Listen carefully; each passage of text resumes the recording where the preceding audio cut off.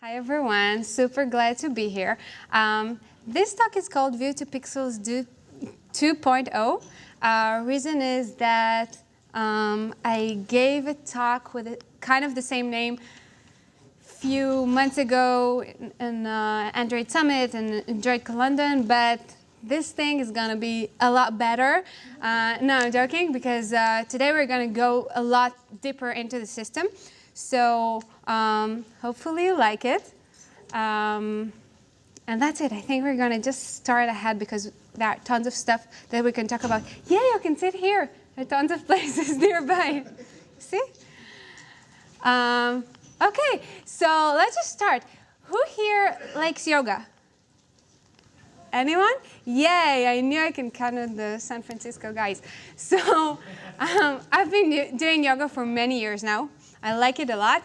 And one of the things I really liked that one of my teachers told me, that a yoga, or the reason we love yoga, is that it's kind of like a caress.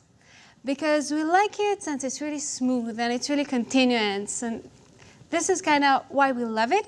And at the very moment it started being like, I don't know, jittery, we feel it so loudly. And we start to hate the whole thing, and everything becomes like just harder, and we just hate it, and we want to quit. So this is kind of the thing I felt about apps, right? About our apps, that we love them so much, and the animations, and when the transitions, when everything is like so smooth. At the beginning, it started to be a little janky. Everything just fall apart, and we really don't like it so much anymore. So in order to have our apps like really smooth as we love them, the first thing we have to do is kind of understand what's going on behind the hood. So this is what we're going to do today. Like I said before, there are tons of talks out there who talk about the profiling tools that we have right now, and tons of talks that are like giving best practices, kind of the same best practices. So today I'm going to dive in a little into what's going on in the system. Hopefully you like it. So I'm Britt. Nice to meet you all.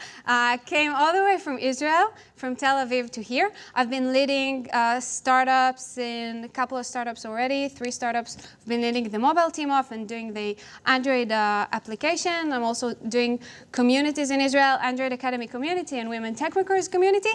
But today's story is really not about me at all. Today's story is about love and deceit and despair, about a very awesome dude called the CPU.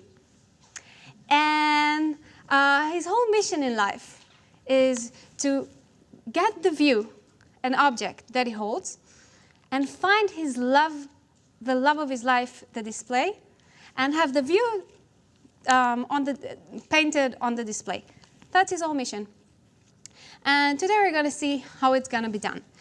So this, I know, sounds kind of familiar for you, maybe from some other platforms or cultures or other technologies. This kind of stuff is called rasterization.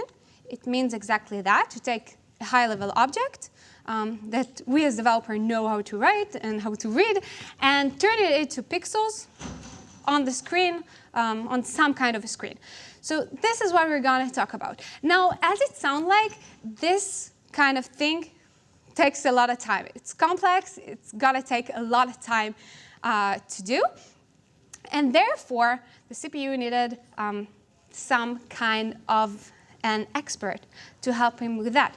So for that, he went all around the city, and there he found some awesome lady called the GPU. It's the graphic processing unit. She's an expert at exactly that. She says, CPU, don't even worry at all. I'm best friends with the display. I know all about her. Don't worry, you just give me polygons and textures. I'll just talk to the display and put the view that you want on the display. No worries.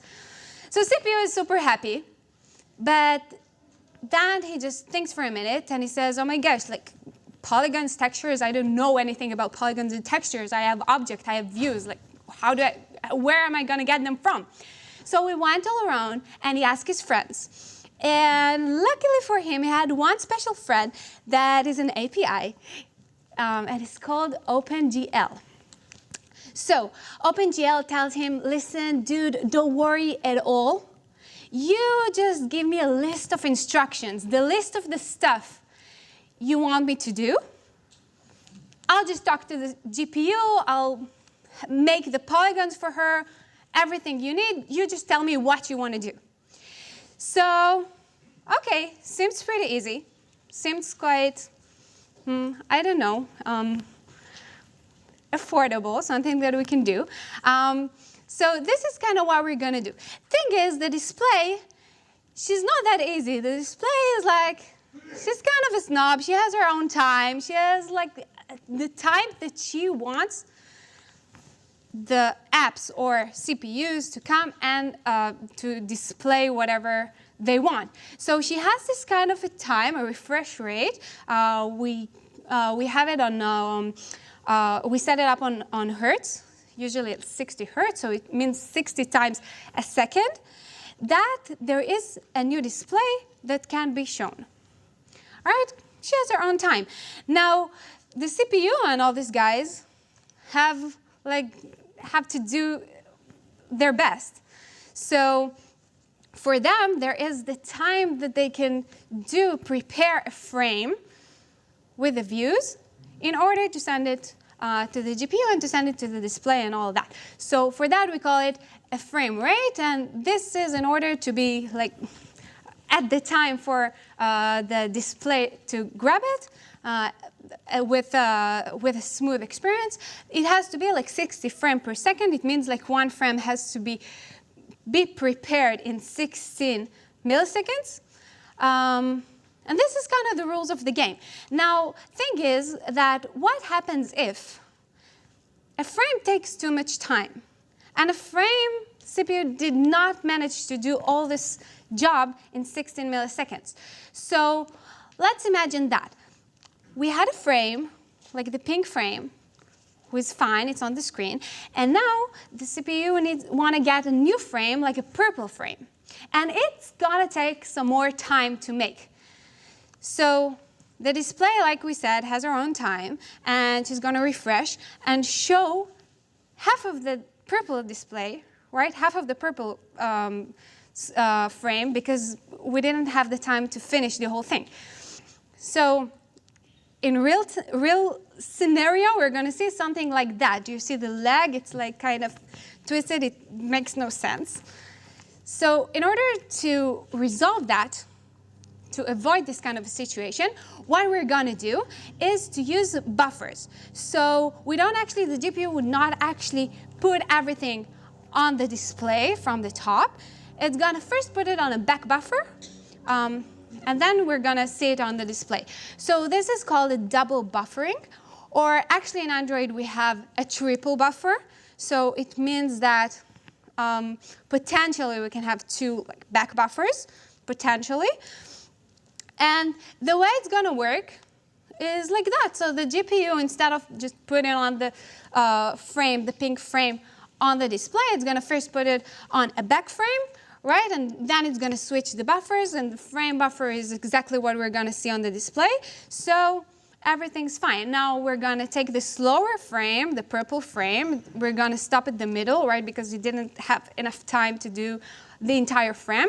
So we're going to stop. The back buffer is going to stop at the middle, but the refresh took the frame from the frame buffer. So it all fine. So we seen the pink buffer, the pink frame for more time than we expected, but it doesn't matter because at least it makes sense. So only when we finished with the purple frame on the back buffer, we're going to switch the buffers, and the frame buffer is going to be the purple one on the display, and we won. So this kind of thing is called a VSync. It's vertical synchronization. Vertical because the GPU just fills the pixels from top to bottom, so it's like vertical. This is the way it is called, and this is kind of the sign for the display to actually say, okay, I'm ready for a next frame, right? So let's dive into a little more details. So like I said, vsync is the time where the display is ready for a new frame. So when this happens, what the CPU wants to do is to measure up the view that he wants to put on the display at the end of it. He needs to figure out first what's the size of the thing we're talking about.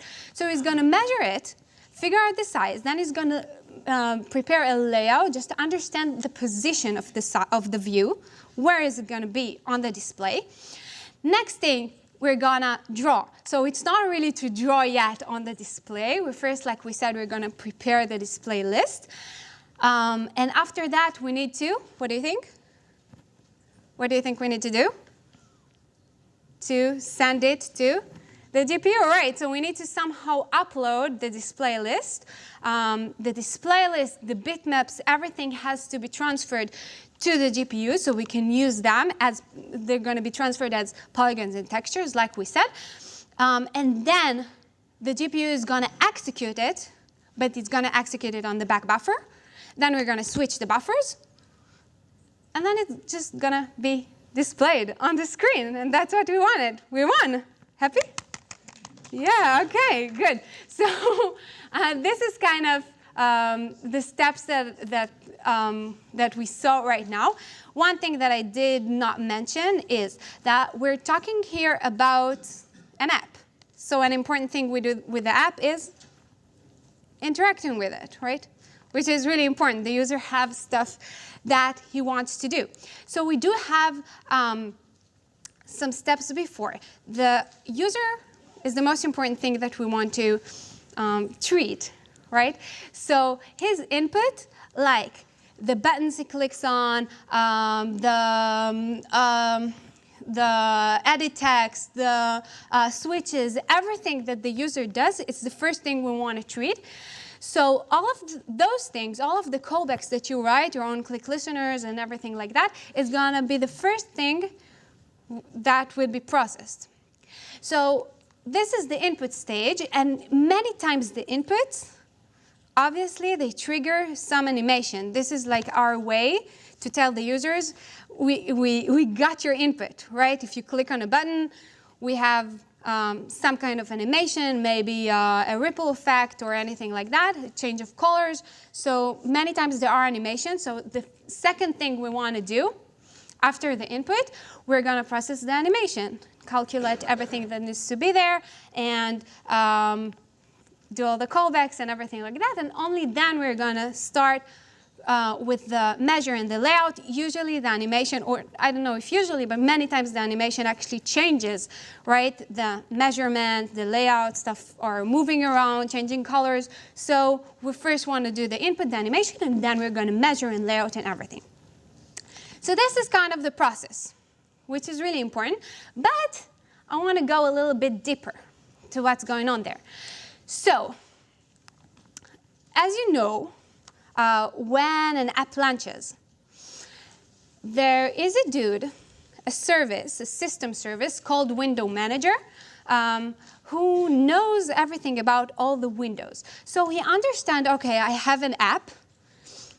The app has views, right? So the app has views. I need to prepare a window for it. A window is just a container of views. He needs to prepare a window for it, but the idea is not the window, right? The idea at the end is going to be the display. So the window manager, like I said, he knows everything about the sizes of the view, about the views and the windows, of course, the life cycles, input events, positions, the Z ordering. He knows all about those for all the system. He grabs all the information about the window that we need to prepare for the new app, right? And then he's going to go and, well, he needs to find somehow a surface, a place on the display, right, for the app. So what he's going to do is going to go to a guy called Surface Flinger. So Surface Flinger is, once again, a system service, and he's, it's like the big brother of the display. Only him can change the content of the display. So if anyone needs a surface, he's going to go and get it from him. He knows all about all the surfaces on your display. And what do I mean when I say all the surfaces? No, there's not only one. If you think about it, yeah, there is the surface for the app UI, which is the first one we think about, obviously. But for example, on this screen, there's also the status bar surface, which is a whole other thing, refreshes and changes animations and content at his own phase and at his own time. So there is the status bar and also the navigation bar. It's also a surface. So the surface flinger is the one who knows all about those. So surface flinger is a very tough dude. Window manager goes to surface flinger and says, listen, dude, I have a new wooer for the display, a new app. They need a window. He needs a window. He's going to go and do a crazy display, a nice display. You want to give him a good surface. So he asks for a surface. You can give him all the metadata because we said that the window manager knows all about it. So please give me a display. So surface flinger, a very tough dude, says, OK. All right, so he prepares a surface for him. The surface contains a buffer queue. A buffer queue actually is buffer pool, which is just the graphic buffers for all the graphic data that the surface would need. The one who is in charge of the allocation is the Gralloc allocator, who is on the hardware abstraction layer, meaning it is vendor specific. So we're just dealing with the abstraction here. But he's in charge of allocating the memory. And we have the queue, the actual queue for the buffers, like we saw before, with the frame buffer and the back buffer and all of those. So he has the queue and the logic for that. So window manager needs to go back to the app and tell him the news. So he's going to say, well, listen, I got you a surface, right? I got you a surface. But it's on a different process. I'm sorry. You can't really talk to him straight to him because that's not what we do in Android. We can talk just like that between surfaces. So what I'm going to do, I'm going to give you a binder object, and you're just going to talk to him. Don't even worry about that. So app is really excited. He doesn't even care about that. And once you have a new display, he's just going to go to the binder with a buffer queue and says, listen, I have a new display. I need a frame. I have a new frame that I want to present. So buffer queue is really excited. And is going to search the queue for a buffer that is not being used right now because we don't want to give him something that some other people use or something that we see on the screen right now. So he searches for a free buffer, and he just hands it to the app. And the app then can just put in all the graphic information there, color it, for example, and then just bring it back to the buffer queue with a signal that says, OK, I'm done. This is something that needs to be displayed. Take. Awesome. No buffer queue holds this buffer. And then the display wakes up because she had a vsync, so it's a good morning for her. And she says, OK, guys, listen, I'm ready for a new frame. Bring it on. So Surface Flinger is a very tough dude. So he listens to her. And what do I have to say? OK, so Surface Flinger now goes to all of the surfaces, right? We saw that he has many surfaces, not only the apps.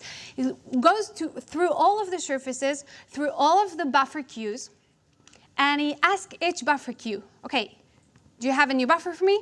If yes, he just takes it. If no, then he uses the first one, right? We saw on the vsync how it works. So we have those.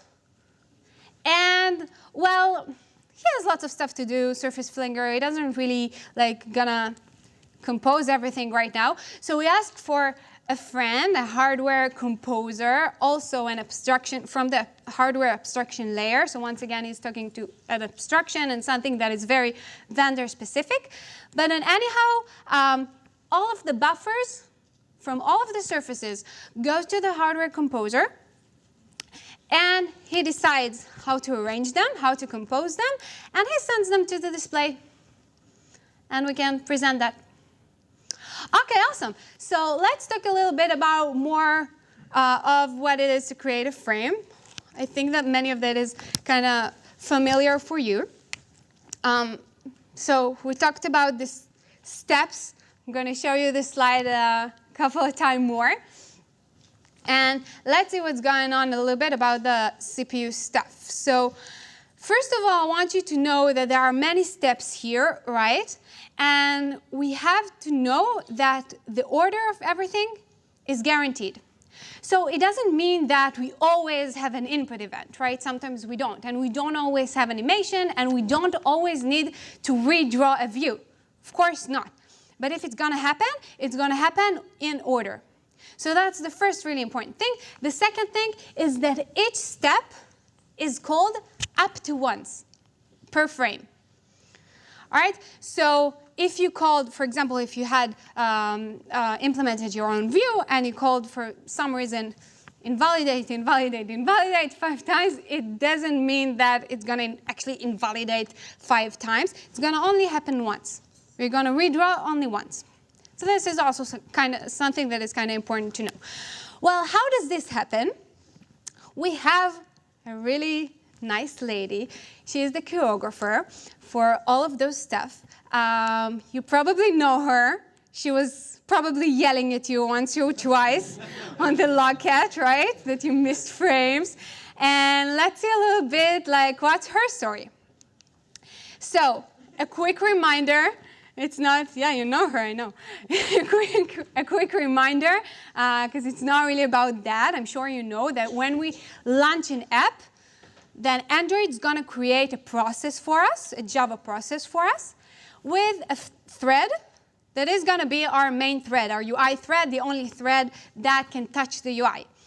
So the UI thread, you all know that, is really, really, really busy. Has tons of stuff to do. So yeah, all of the UI drawing and all of the UI stuff that we're talking about here is going to happen on the main thread, but also the services and the input events and the, all the application callbacks for life cycles, everything is going to happen on the main thread.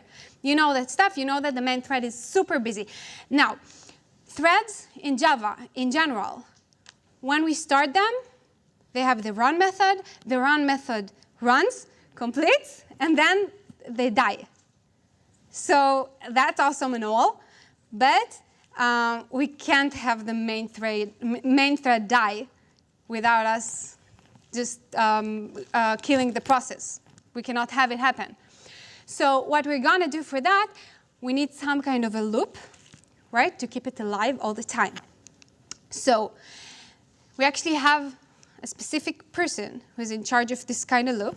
He's called the looper. Makes sense. And he holds the message queue with all the tasks that we saw before. He has this message queue that he needs to, is going to just run through them, schedule them, run through them, just make sure that everything happens on time. So we have the message queue. Now we need to contact the message queue and push messages to it and handle the messages and these tasks when we need to. So for that, we have a handler that does exactly that. He knows how to send messages to the queue and how to handle these messages to the queue. Now, the looper, we have to have one of those, right, per thread. Makes sense because we need to everything happen sequentially. But for the handler, we actually can have multiple handlers that know how to do different stuff, and they all connected to a specific looper, and they can just give him messages and receive the messages for the right object. So that's kind of what's happening with a choreographer. A choreographer is attached to a looper, to the main thread looper, because this for each looper thread, they're going to have a choreographer who is attached to the looper, and is going to have his own frame handler. this frame handler is going to do all the stuff that has to do with the frame, like you see do frame. Let's see what do frame does. Just goes through the callbacks of the different type of tasks that we talked before, like input, animation, traversals, all those, and it just do the callbacks of those. So you can see from here, you can see that the order is guaranteed, like I told you. And each step is going to happen once. What's going to happen in the do callbacks? So for each type, there's actually a callbacks queue with all the callbacks per type.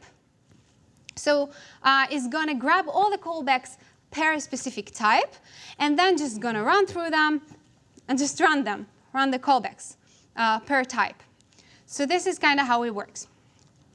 Awesome. When we saw the traversal type, it means those steps that we saw before: measure, layout, and draw, which are all of the, like we said, measure is about figuring out the size, layout is about figuring out location or position, and draw is to draw or to prepare actually the drawing instructions for the views.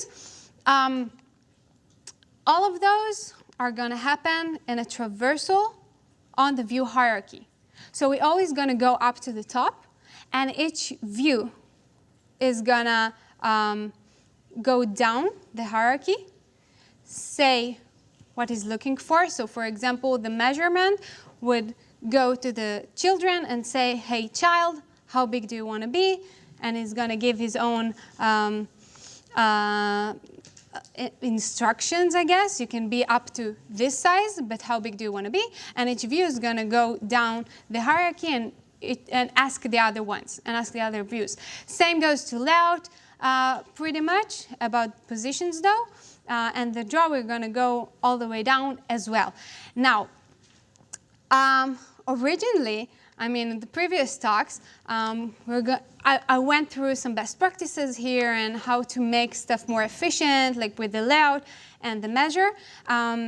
And I felt like there are tons of best practices, like I said, that are out there from previous talks, from the blogs out there, actually from the documentation right now. They added very recently. They added like best practices for how to handle slow rendering. So and the constraint layout, of course, that is meant to address those issues, to make the measurement and the layout more efficient. So what I'm going to do now today is to talk a little bit more about the draw part. I'm going to talk a little what's going on there, and to talk about a little more stuff that, wow, we have time, super happy. And to talk a little bit about stuff that maybe can help you, like maybe ideas, maybe stuff that you didn't know when you create your own views or draw yourself. So a draw method on a view does something like this. Well, it takes a canvas, as you probably know, and is going to go pretty much on those stages. So first thing, we're going to draw the background of the view. Second thing, well, I'm going to say that we're going to draw the background of the view. This is the reason that many times when we talk about performance, and the best practice says that if you don't actually need a background, don't just set a background. So this is kind of for that, because we're going to set the background anyways. I mean, it's a layer, right? It's a layer, and we're going to draw it first, no matter what. And step 2 is just optional. It's if we want to later have some fading, like some shadows and stuff like that on the view. So we first need to save the layers, means save the state of the view right now, what we drawn so far. Then we're going to do the on-draw. So the on-draw is what you override when you create your own views, for example, and they're going to just do the content, draw the content of the view. Next thing would be to draw the children. Told you that we're going to have like a pass on the on here too, on the view hierarchy. So this is also, we're going to draw all the children. And then, if indeed we needed the fade before, we gonna prepare a shader. We're gonna talk about it a little bit in a few minutes. So we're gonna create a shader and then just draw it. So it draws the fade effect, and then restore the layers if we need to. Then we're gonna draw the foreground. If you set up a foreground, or sometimes for a list we have the scroll bars and everything like that. So this is like more layers, another drawable that we're gonna draw. And next thing, we're gonna draw default focus highlights on the canvas. Once again, another layer. So it's just an examples, everything we saw so far, all of the methods behind like the name, they're gonna do pretty much that. They have a background, it's just an example for a drawable, and we're going to draw it on the canvas. So each of these is a layer, right? Each of this is a layer, and it's going to do like one on the top of the other and the top of the other. So it's just pixels that we have to paint. Hopefully you know that there's a very awesome tool, which is the GPU overdraw tool that you can, on the developer settings on your phone, on your actual device, you can set it up. And then here, everything is white, but I drew some objects here. And just once I turn it on, I'm going to see so much colors that would indicate how much overdraw did I have. So looks like I deleted the numbers, but you can figure out that the blue one is if I drew 1 pixels on top of the other. Then we have the green, which is 2, and then the red, which is 3, and the darker red is 4. So it's going to show you how many layers did you paint one on top of the other. To avoid that, you just have to not draw them. Right, so we have the clip rect, or on the on-draw, we have to like do all kinds of stuff, or to, like I said before, for example, on the background, maybe if we can not do the background drawable, and this is the stuff that are gonna fix this situation. So let's talk a little bit more about the canvas and what's going on there, and how is what we write on the canvas. Well, actually, it's going to be at the end of the stuff, OpenGL commands, of course. So first thing the canvas is going to take care of is all the primitives. So we have the draw path and the draw oval and draw rect, which actually both at the end are going to be figured out as paths. So at the end, everything is going to be paths. And the path, second thing the canvas is going to do is to figure out path effect. You also can add path effects to your, when you draw the paths and the primitives. And what it has to offer us is like something like that. The strokes, the corner effect, anything like that. So you can use actually those to create the dashes and everything that you want. So this is the second thing. It's going to figure out the path effect. Then it's going to figure out the alpha. So this is kind of to understand. It's going to create a mask and understand which of the pixels we're going to actually draw and which we're not going to draw. Okay, which are actually on the bitmap itself and which are not, and which is going to be kind of in the middle if they have like a certain alpha in them. And it's not totally opaque and not totally solid. So next thing, and we saw it a little bit before, is the shading. And it's about determining what is the color of each pixel. So if you did paint set color, for example, this is like the simplest shader that are there, right? It just sets a color, a specific color for all of the paint. This is about set color, doing something more I don't know, crazy, is the color filter, which you give them a matrix, and paint set shader is what we used before, if you remember, on the draw. we created a shader, and we draw a rectangle with this shader. So this shader that we're using on the draw for the fade effect is the linear gradient, but there are tons of other stuff that you can do. The bitmap shader and the gradient, the radial gradient, lots of stuff that you can do actually. Actually, I think the time I learned about shaders was a couple of years ago with junky lecture. I put there a link to that, so you can learn a lot about shaders and color filters from them. And next and last thing we're gonna figure out, the canvas has to figure out, is the transfer. So it means how to transfer the pixel that we just chose the color of and that we made sure that is not transparent. How do we need to transfer it to the bitmap that we're gonna end up with? So to do that, we're gonna use a transfer mode. The way it works is that there is a source image that we're gonna paint, and there is the destination image that we're gonna end up with, and we're gonna just have to decide upon a transfer mode. The way we do it is with portrait of modes.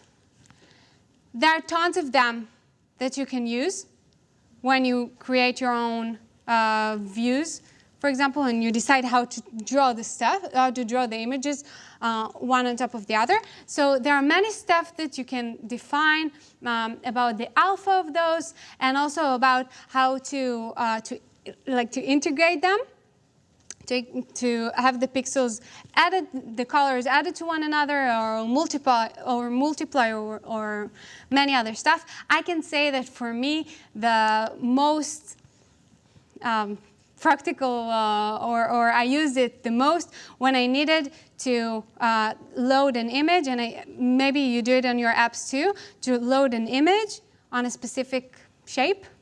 So this is kind of stuff that I think is like very, very useful. And using the shaders, using the transfer mode just gives it for us really, really, really easily. So that's also something that can be useful for you. Anyhow, whether if you choose to use the canvas, using the canvas meaning to use the views that you created, with the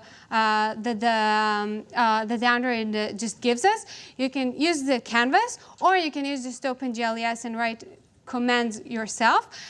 At the end, everything is going to be OpenGL commands, translate to OpenGL commands, and all of them are going to be rendered into a surface the same way, and sent to the buffer queue, like we said before, and will be used by the surface flinger. So this kind of doesn't matter which way we choose to render, it's going to end up the same way. This is, once again, the steps that we saw before and we talked about before. I'm not going to talk about, like I said, so much of like profiling tools that we see all the time. I do want to mention two small stuff, and this is the reason that I chose those colors and those the naming and the ordering of stuff. Is first the GPU profiling tool. Once again, a tool from the developer options on your device, which is very, very, very handy. What it does for each surface, you see there are a few surfaces here. It gives us the situation for the GPU steps that we talked about before. The colors are the same colors that we talked about. The steps are the same steps that we talked about in depth, so hopefully it would make more sense for you today. And also, since Android N, there are the frame metrics that you can use yourself.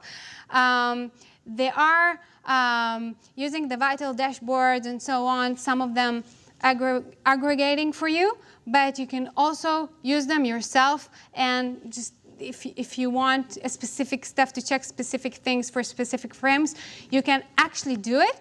You can use, this is from the documentation, I don't expect you to see. The thing is that the constants that you can use in order to do this profiling are the same stuff that we talked about, the vsync, the input, the draw, everything is the same stuff we talked about within this order. So once again, hopefully it makes more sense for you today. So we actually finished on time. I want to thank you so much for listening to me up until now. I don't know if you have time for questions, but I'll be here anyways. And thank you so much, and keep in touch.